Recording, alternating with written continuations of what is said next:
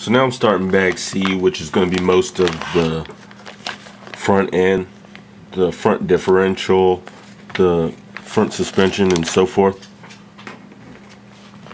The first step in bag C is to start building on the differentials for the front end. So I'm going to find the differential parts and get to work on the front differential parts.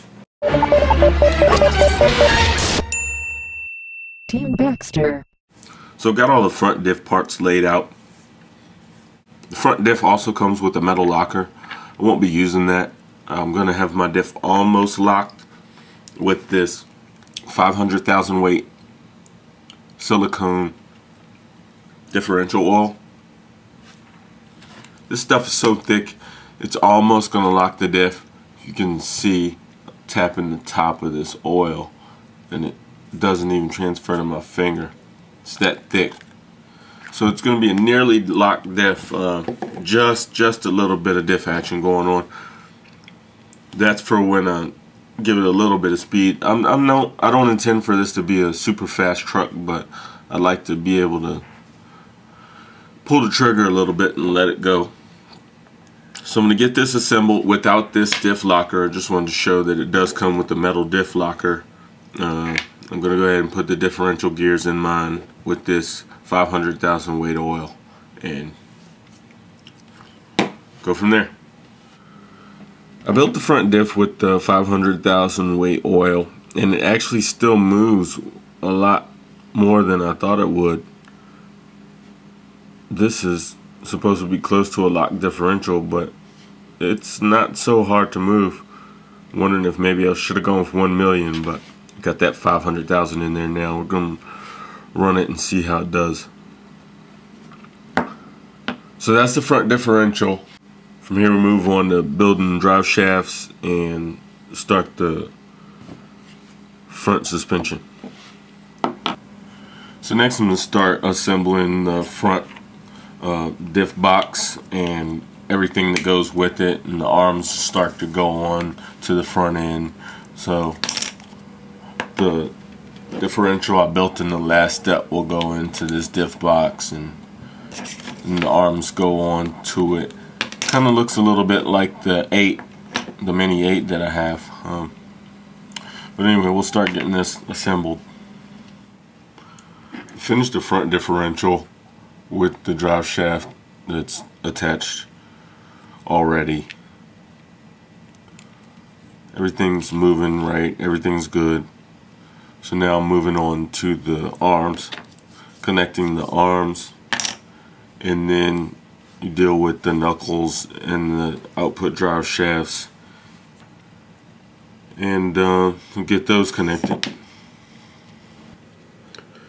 So screwed this back mounting plate on. This is an aluminum mounting plate that the arms sit on. The arms are attached by these pins, which have bent on some other models I have with this similar setup. So I'm hoping these are pretty strong, but they slide in through the arm, through this hole, and then mount onto that mounting bracket that I just installed. This is all captured by metal brace in the front along with the plastic protective piece, and then screwed in by some countersunk screws. It's a very familiar setup. It's very similar to that Losi Mini 8 that I mentioned.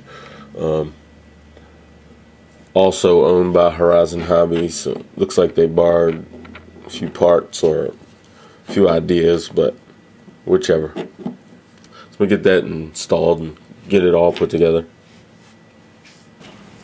So now that I've finished the arms installation and the differential, I'm going to build some output drive shafts. They have the same springs as the other drive shafts did, one of these on each. So get those installed with the pins, and then the dog bones slide right into the differential. So I ran into the first thing that I'm having a issue with that I'm going to have to change. I built the drive shaft and I'm installing it into the knuckle setup, and they ask you to go ahead and put the hex on. They provide metal hexes, but they're not locking hexes. There's no grub screw on there to hold it onto the shaft. So what happens is when you pull your wheel off, the hex falls off, and the little pin that you need, it falls off and rolls off, and then you don't have one. That's why I prefer locking hexes. I happen to have some STRC hexes that have a locking grub screw there. So you Loctite that down and it sets down on the shaft and stops the hex from falling off. These are the same size, maybe just, no, they're about the same size, so I'm gonna run these STRCs instead.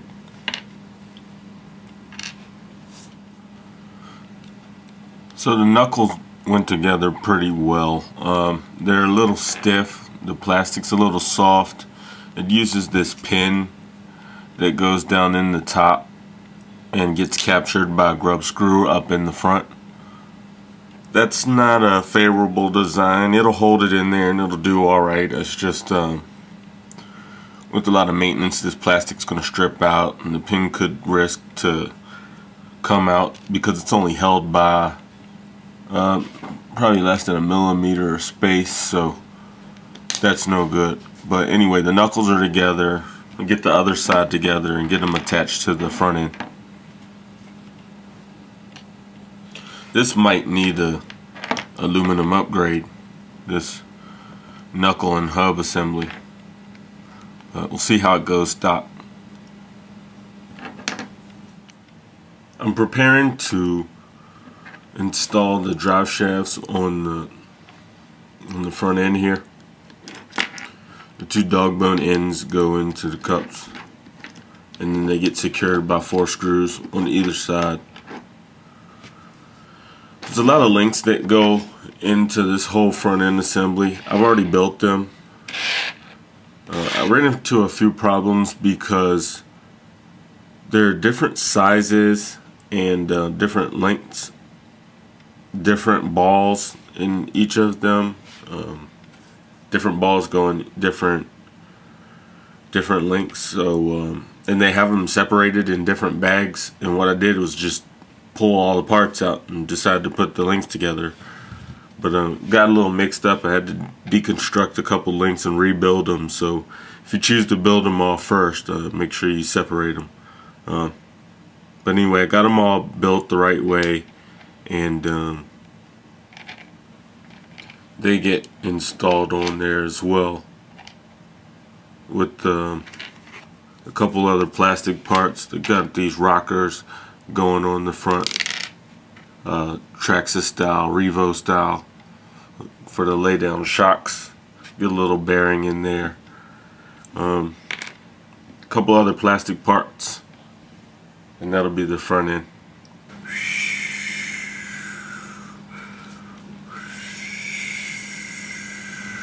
So I've got the camber links installed. Now I'm putting on the rockers for the shocks. It's this little piece here, and they slide down on here and pivot, and then there's a push rod that connects down, and it all pivots together. They get a couple little bearings in there. I'm gonna run a little grease in there with my trusty old marine grease. Get around in there just to lube the bearing up, and I'll probably lube the shaft up with black grease, the black grease that was provided. I've got the one shaft installed already. Here's the other one. They just screw down into the hole there, and then you get one rocker on each side. So go ahead and work on those right now. So here's the push rods installed with the rocker, and now I'm going to put on the sway bar. Fits down in here, goes up and through, and then connects with some ball end, one little rod that connects to some more ball ends that screw into those holes. You can see the ball ends here in this package. So I'm going to get those open and get this sway bar installed. And then also a little guard, little skid plate goes on the front. And get that installed after the sway bar goes on. So now that I'm finished the front end for the most part, I'm going to finish up the steering linkage and the upper shock mount. Shocks get stretched from these screws over to the rockers, and the steering goes in right over top of the drive shaft, and it pivots on this, and the links attached from the knuckles over to the steering linkage. So I'll get those installed, and that'll be pretty much it for the front end. I got the front end put together, or what they call the front clip. It's all the suspension, pretty much everything but the shocks on this modular front end, and it just goes together with a few screws that go here and a couple places up under, and that joins the front end to the main chassis. Just slide the dog bone in, get it situated correctly, and screw it in. There's a couple screws that go in with Loctite, and the rest all sink into plastic. We get those connected and keep on moving. So the front end went on with just 6 screws, 2 here in the back of this top plate, and 4 on the bottom, 2 into plastic and 2 into metal. So that completes the chassis, and from now I'm going to move on to the rear axle. Trying to get a rear axle on this thing. This also completes bag C.